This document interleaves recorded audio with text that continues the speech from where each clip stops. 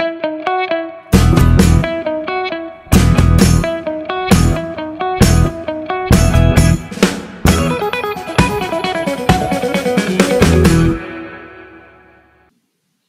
नमस्कार। आपकी न्यूज़ का 713th एपिसोड है 31 जनवरी 2025। आम आदमी पार्टी चैलेंजिंग द स्टेटस को, shaking up system, creative destruction in Indian politics, AAP governments, leaders in governance and public policy, entrepreneur governance, AAP opposition role, responsible fighting for people's issues, and boldly resisting the wrong policies. Please follow on X, Aapki News, @News AAP, and also please follow and share the YouTube channel for Aapki News. Now Delhi News.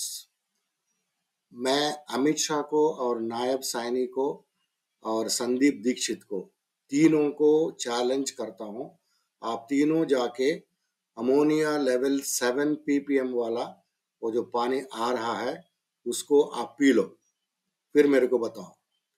ये अरविंद केजरीवाल ने कल challenge किया था। अरविंद जी, आज तक ऐसा भी नहीं हुआ था कि किसी नेता ने, जो आपका स्टैचर का नेता हो, चुनाव के पहले बोला हो कि एक और जो राज्य है उसकी सरकार आपके राज्य के निवासियों को पॉइजन कर रही है, जेनोसाइड कर रही है। बिना तथ्य, बिना फैक्ट्स। कौन सा तथ्य नहीं है? अरे वो जल बोर्ड के सीईओ की चिट्ठी पढ़ लो आप। दिल्ली जल बोर्ड के water treatment plants 1 ppm ammonia को ट्रीट कर सकते हैं, बहुत हो गया तो 2 ppm अमोनिया। आज दिल्ली के पानी में जो यमुना का पानी आ रहा है वो हरियाणा से ही आ रहा है ना, उसमें 7 ppm अमोनिया है, 7 गुना अमोनिया। अमित शाह जी, राजीव कुमार जी, राहुल गांधी जी और संदीप दीक्षित जी पूरे मीडिया के सामने 7 ppm का अमोनिया का पानी पी के दिखा दें, हम दे देंगे, हम मान जाएंगे कि बात वो नहीं है। बात नहीं, मैं बताती हूँ बात क्या है। भाई बात ये है कि कोई लोगों को 7 ppm का पानी भेज रहे हो और कह रहे हो कि केजरीवाल झूठा। चलिए, अमोनिया है पानी में, 7 ppm पे है, डेंजरस लेवल्स पे है, ये मानते हैं, पर इसमें कहाँ से फैक्ट है कि नायब सिंह सैनी की सरकार जहर मिला रही है, अमोनिया मिला रही है, पानीपत से आ रहा है, पानीपत से ये सारा। तो हम कैसे मान लें कि ये सरकार कर रही है? हरियाणा की आप अज्यूम कर रहे हैं। 7 ppm अमोनिया जहर है। अगर कोई 7 ppm अमोनिया वाला पानी पी ले, उस पानी को वाटर ट्रीटमेंट प्लांट ट्रीट नहीं कर पाते। और एक और भी चीज है, मैंने कल नेट पे देखा है, अगर उसको तो रोक दिया गया पानी को, अगर वो वाटर ट्रीटमेंट बाईपास कर दिया, वाटर ट्रीटमेंट प्लांट में आ जाता, वाटर ट्रीटमेंट प्लांट में क्लोरीनेशन किया जाता है, chlorine plus ammonia can be extremely deadly. BJP कहती है 37 वाटर ट्रीटमेंट प्लांट है, उनमें से सिर्फ 17 चल रहे हैं दिल्ली में। ये क्या बात है? इसीलिए तो बीजेपी को नहीं देनी चाहिए सरकार, उन्हें पता ही नहीं दिल्ली का क्या है, उन्हें कुछ नहीं पता दिल्ली का। और यमुना में अमोनिया लेवल्स बहुत हाई हैं और विंटर्स के टाइम में ये लेवल हाई होता है, लेकिन कभी इतना हाई नहीं होता। आप पुराने सालों के आंकड़े उठा के देख लीजिए, जब हाई भी होता है तो 3 ppm जाता है या 4 ppm जाता है, उससे ज्यादा नहीं जाता है। और 5 दिन 7 दिन, अब तो ये 1 महीने से तो 3-4 ppm चल रहा था और 21 जनवरी के बाद से 7 ppm कैसे हो गया? और जैसे ही शिकायत की 5 आ गया। अरविंद जी, ये तो कंस्पिरेसी थ्योरीज हो गई ना कि उन्होंने किया होगा। किसने किया? और अरविंद केजरीवाल ने दूसरी जगह में ये बोला था, तो आदमी दिल्ली के लोग काम की राजनीति पसंद करते हैं और अभी इस अपकमिंग इलेक्शन में पार्टी का प्रोस्पेक्ट्स और विजन बहुत अच्छा है। ये एक हिंदू फ्रंटलाइन में उन्होंने इंटरव्यू दिया था न्यूज़पेपर में। हरियाणा का चीफ मिनिस्टर नायब सिंह सैनी वो ऐसे ड्रामा कर रहा था कल यमुना का वाटर स्पॉट में जाके दिल्ली का जगह में, और उन्होंने पानी पी के, थोड़ा सा पानी पी के और उसको फिर से थूक लेके और बता रहा था कि हमने इसमें अमोनिया नहीं है, लेकिन और ये मेरे ऊपर FIR करने का बोल रहे हैं और उन लोगों को वही जहरीली पानी दिल्ली वालों को पीने की बोल रहे हैं जो खुद नहीं पी सकता। तो ये मैंने कभी होने नहीं दूंगा, ये अरविंद केजरीवाल ने बहुत जोर से बताया था। और बीजेपी गवर्नमेंट इस राज्य में राज करती है, उनका गवर्नेंस चलता है, तो कोई भी राज्य में 24 आवर्स का इलेक्ट्रिसिटी क्यों नहीं दे सकते? कई काम करे, लेकिन एक बात तो मानोगे, बिजली 24 घंटे कर दी, हो गई कि नहीं हो गई? बिजली 24 घंटे जाती तो नहीं है, इन जनरेटर की जरूरत तो नहीं पड़ती, इन्वर्टर की जरूरत तो नहीं पड़ती, 24 घंटे बिजली आती है। बड़ी बात हो गई कि नहीं हो गई? बीजेपी की 20 राज्यों में सरकार है, 20 राज्यों में, एक भी राज्य में, बीजेपी के एक भी राज्य में 24 घंटे बिजली नहीं है। इनकी 20 राज्यों में सरकार है, हर राज्य में 6-6, इनके उत्तर प्रदेश फोन करके पूछ लो, हरियाणा फोन करके पूछ लो, राजस्थान, मध्य प्रदेश, गुजरात, महाराष्ट्र, छत्तीसगढ़, मध्य प्रदेश, बिहार, कहीं फोन करके पूछ लो, जहां जहां इनकी सरकार है। बीजेपी कहीं 24 घंटे बिजली नहीं कर पाई। केवल पूरे देश में दिल्ली में 24 घंटे सरकार बिजली आती है। 5 तारीख को गलत बटन दबा दिया, अगर गलत बटन दबा दिया, कमल का बटन दबा दिया, तो देख लेना दिल्ली में बिजली गुल हो जाएगी। 24 घंटे बिजली किस किस को चाहिए? चाहिए कि नहीं चाहिए? तो भैया झाड़ू का बटन दबा देना दोस्तों, भाइयों मेरे, झाड़ू का बटन दबाओगे तो 24 घंटे बिजली रहेगी, नहीं तो सबको इन्वर्टर खरीदना पड़ेगा, जनरेटर खरीदना पड़ेगा पूरे देश। और ये इलेक्शंस इस चीज के ऊपर डिसाइड होगा, लोगों का टैक्स मनी लोगों के ऊपर खर्च किया जाए या वो जाके 40 बिजनेसमैन को दिया जाए। With so many social welfare measures or reveries, where are you going to get the money? Have you looked into the financing of it? ये बहुत इम्पोर्टेंट चुनाव है, ये डिसाइड करने वाला है कि सरकारी पैसा कैसे खर्च होना चाहिए। 2 मॉडल्स हैं, एक है आम आदमी पार्टी मॉडल और एक है बीजेपी मॉडल। आम आदमी पार्टी मॉडल कहता है कि जो सरकारी पैसा होता है उसको स्कूल बनाने के लिए, फ्री शिक्षा देने के लिए, अस्पताल बनाने के लिए, मोहल्ला क्लिनिक बनाने के लिए, फ्री इलाज देने के लिए, महिलाओं को बस में फ्री बस सफ़र देने के लिए, नई बसेस लाने के लिए, मेट्रो बनाने के लिए, सड़कें बनाने के लिए, पानी देने के लिए, इन पे खर्च होना चाहिए।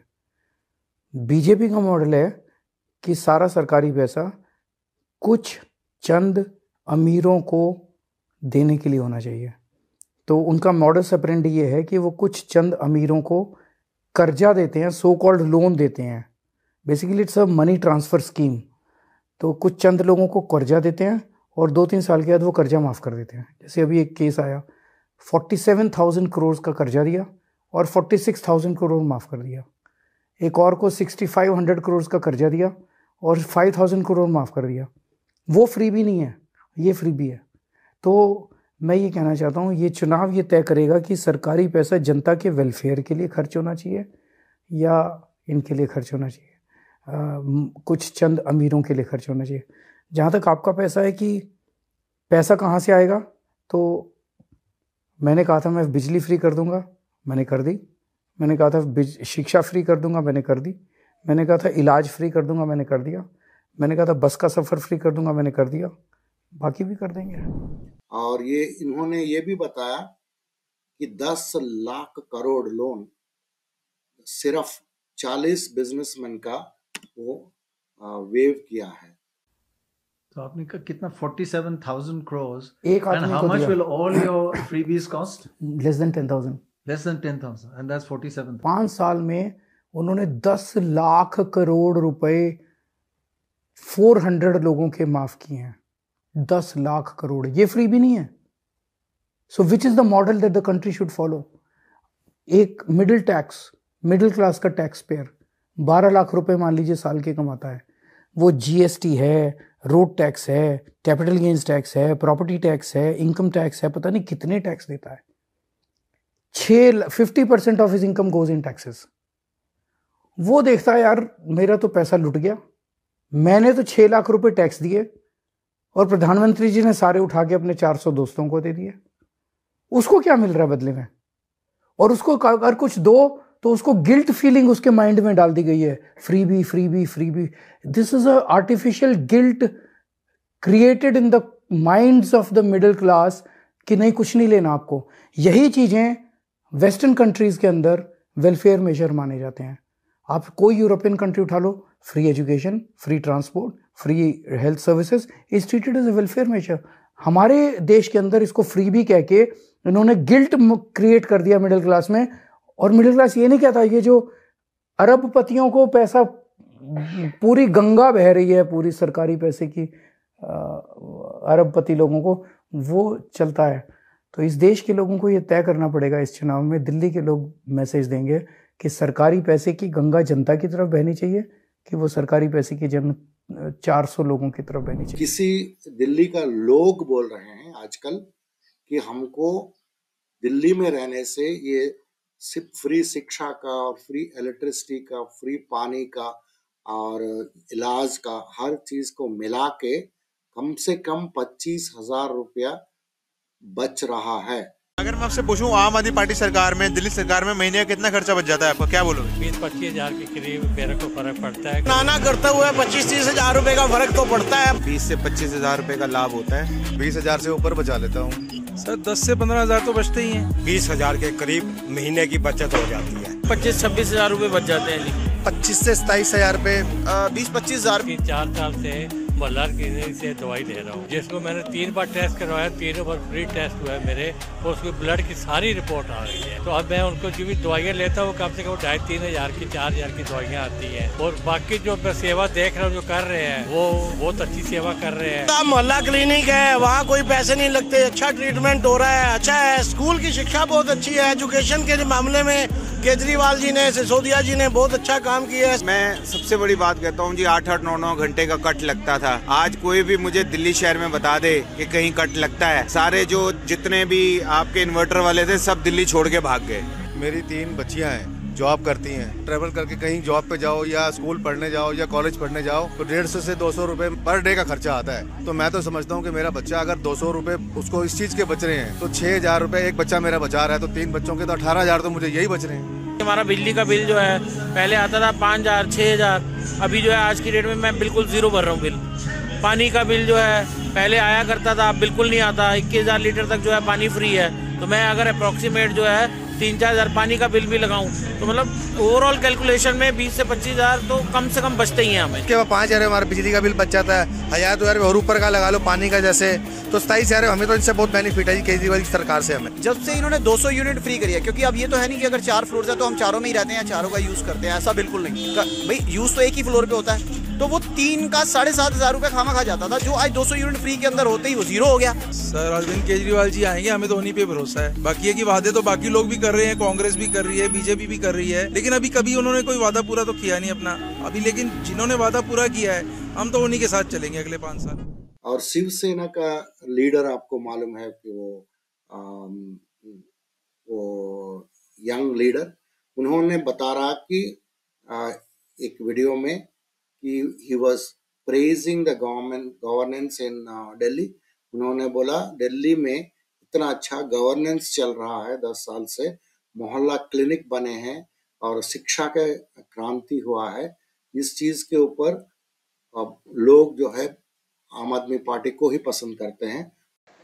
देखिए, दिल्ली में पिछले 10 सालों में जो लोगों को सेवाएं मिली है, जो उपलब्धियां मिली है, वो काफ़ी अहम है। वो फिर वो पानी की हो, बिजली की हो, क्लीन सरकार की हो। काफ़ी सारे आरोप करने की कोशिश की, जैसे हर एक विरोधी पक्ष में होता है, लेकिन केजरीवाल जी ने दिखाया है कि एक अच्छी सरकार चलती कैसे।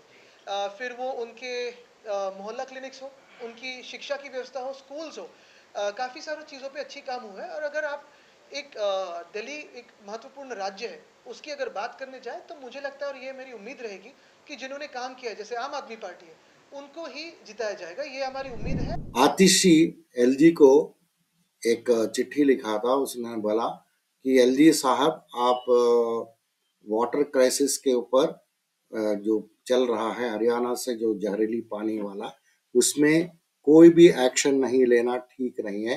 आप एक कॉन्स्टिट्यूशन पोजीशन में हैं और आप कुछ कर सकते हैं, उसको रोक सकते हैं, लेकिन आप नहीं रोक रहे। इसकी वजह से दिल्ली में बहुत प्रॉब्लम होने वाला है।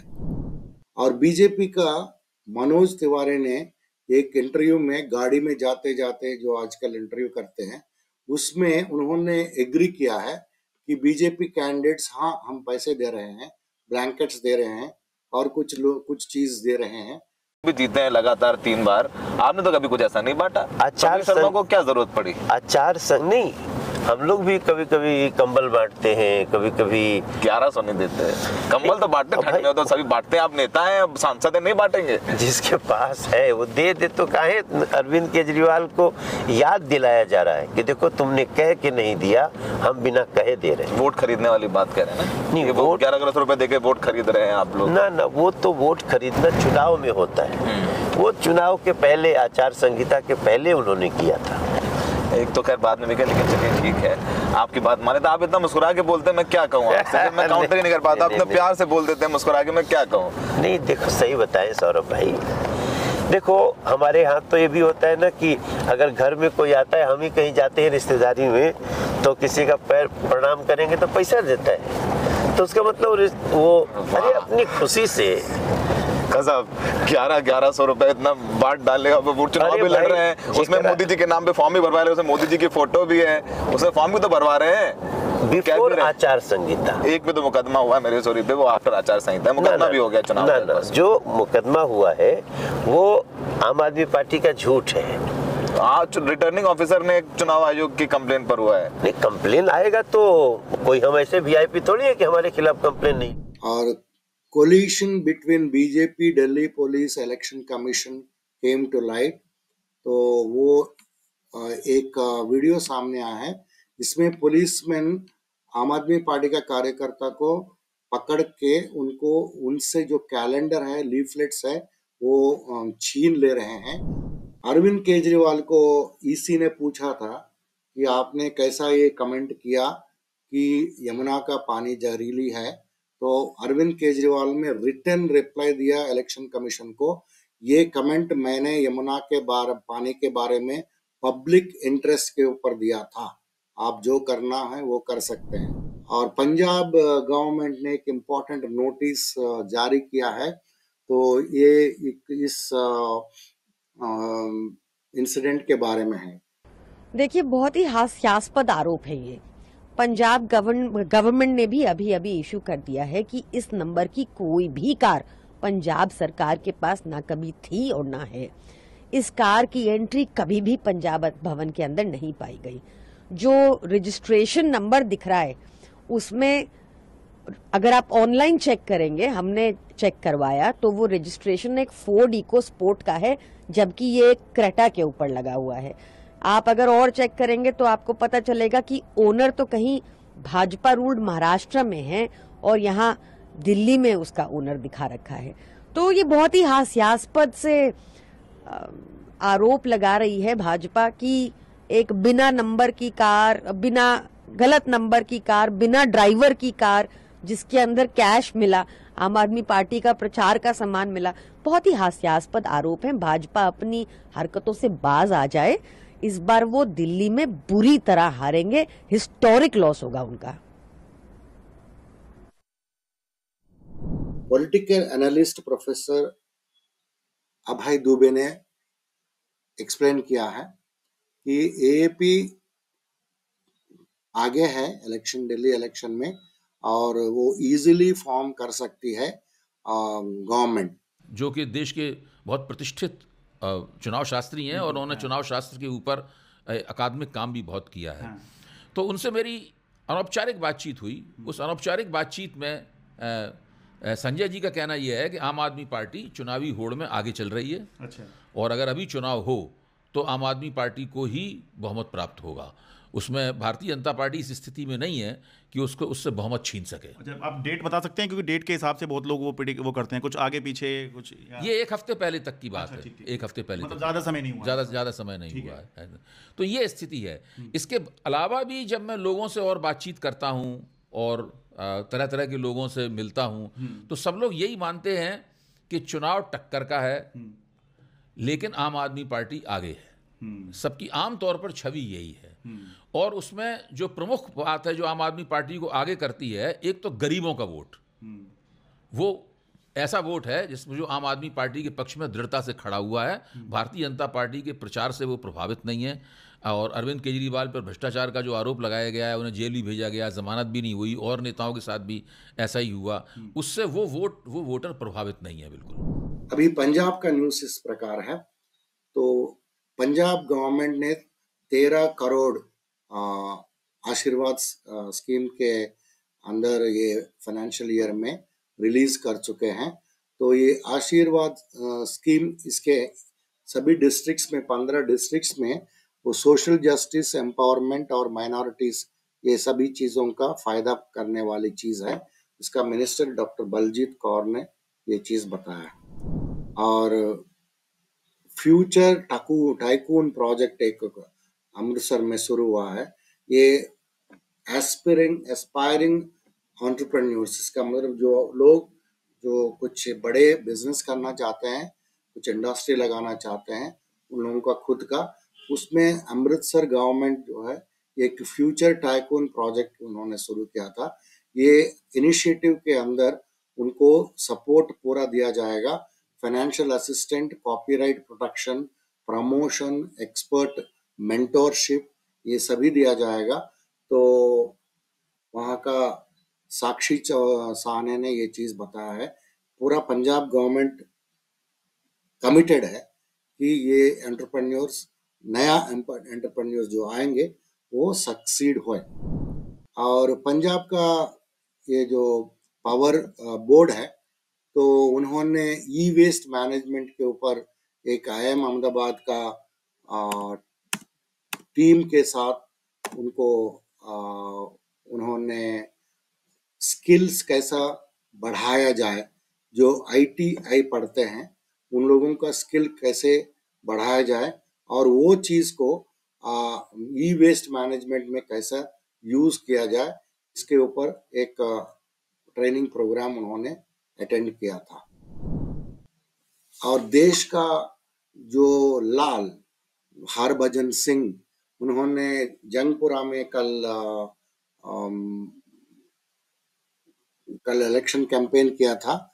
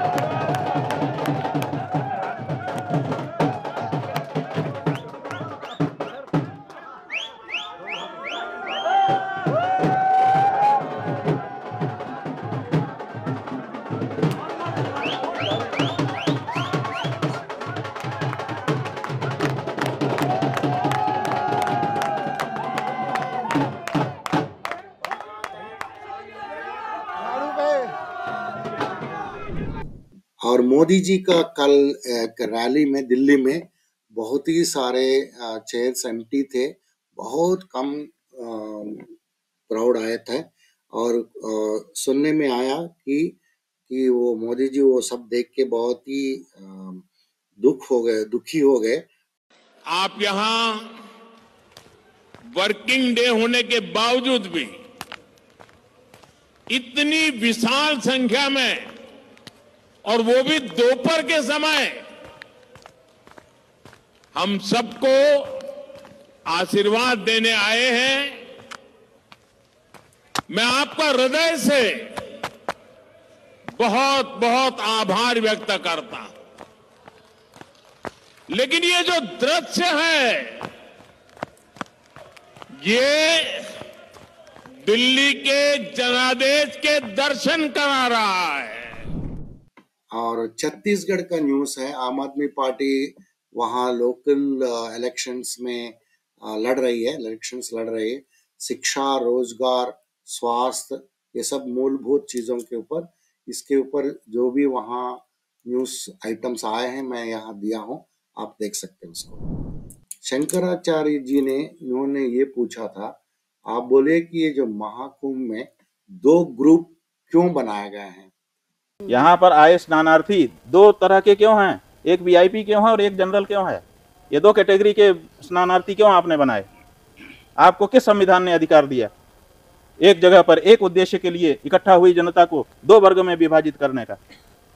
क्या संविधान अधिकार देता है? क्या कोर्ट में विचार होगा तो ये बात खड़ी रह पाएगी कि कोई प्रदेश की सरकार एक उद्देश्य से एक समय में एक जगह पर इकट्ठे हुए लोगों को 2 वर्ग में विभक्त कर दे, एक को वीआईपी कह दे और एक को जनरल कह दे? ये क्यों किया आपने? आप हमें अंतर दिखाना चाह रहे हैं? हम बैठे के देखें, वो वीआईपी है, मैं तो जनरल हूँ।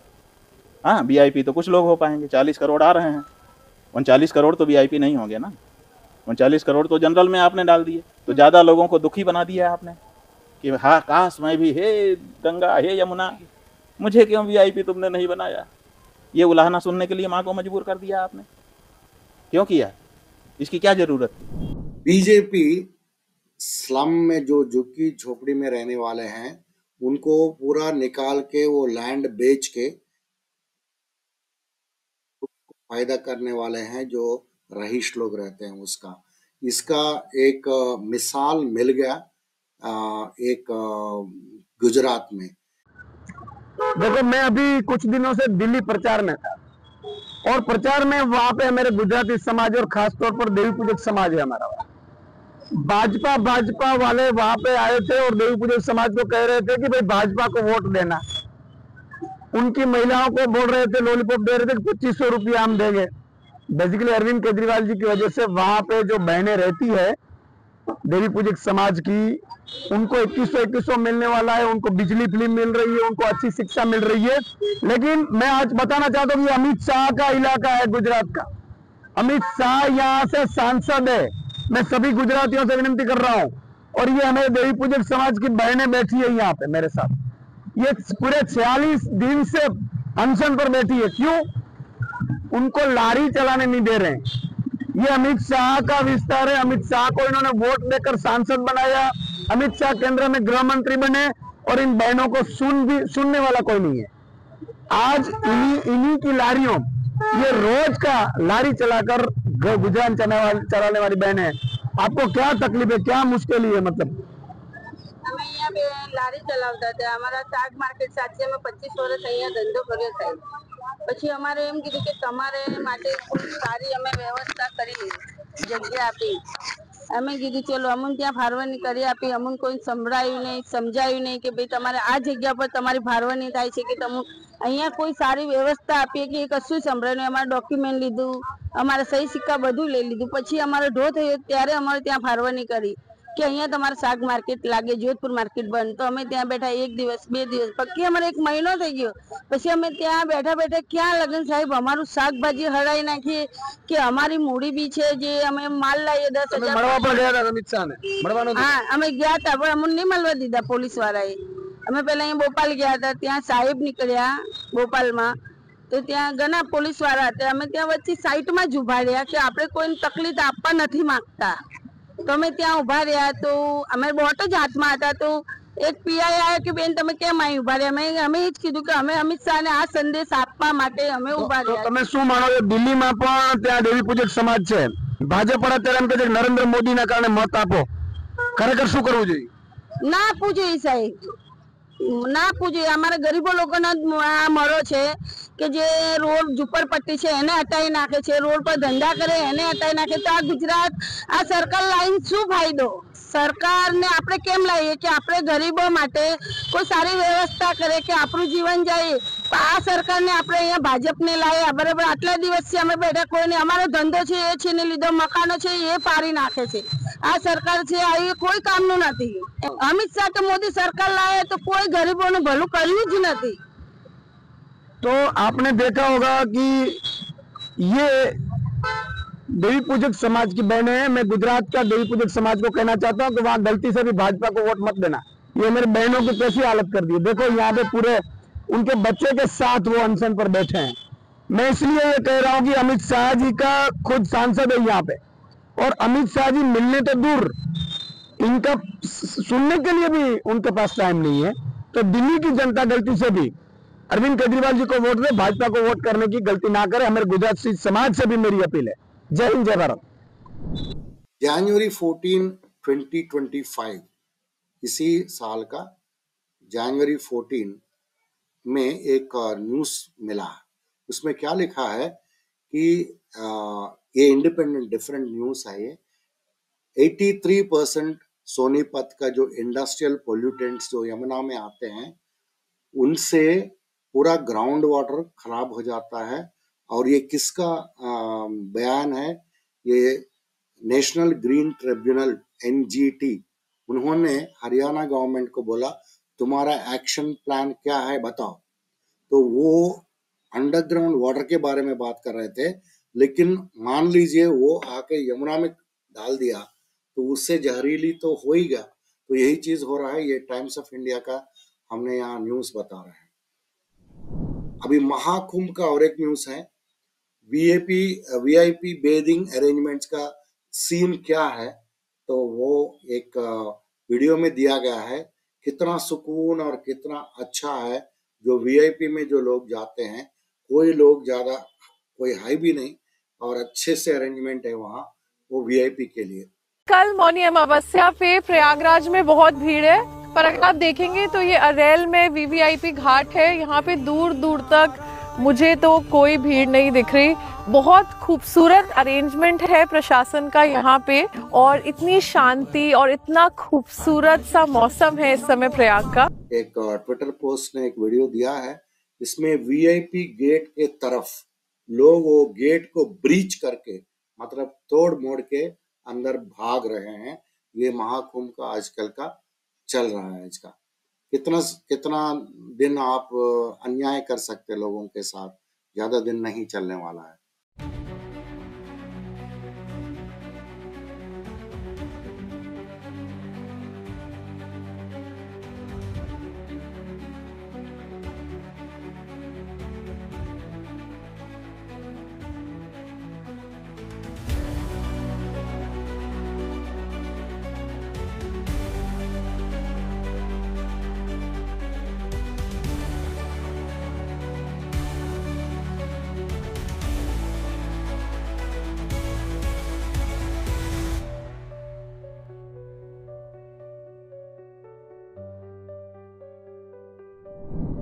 सारे लोग आ गए हैं महाकुंभ में। उसका एक दूसरों को ऐसे धक्का मार के कैसा वहाँ स्टैम्पीड हुआ है, इसके बारे में भी हमने एक वीडियो डाला है। एक सिंगरौली मध्य प्रदेश में एक औरत दलित महिला को कलेक्टर का ऑफिस में पब्लिक हियरिंग चल रहा था, उन्होंने एक कंप्लेंट सुनाया था। तो उसकी वजह से उनको दो पुलिस वाले और उनको दोनों हाथ पकड़ के खींच के बाहर फेंक दिया।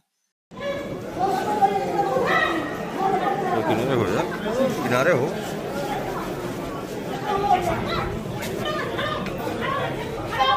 तो वाराणसी में इतना अनकंट्रोलेबल क्राउड था वाराणसी रेलवे स्टेशन में, तो आपको ट्रेन को बोर्ड करना बहुत मुश्किल हो जाता है।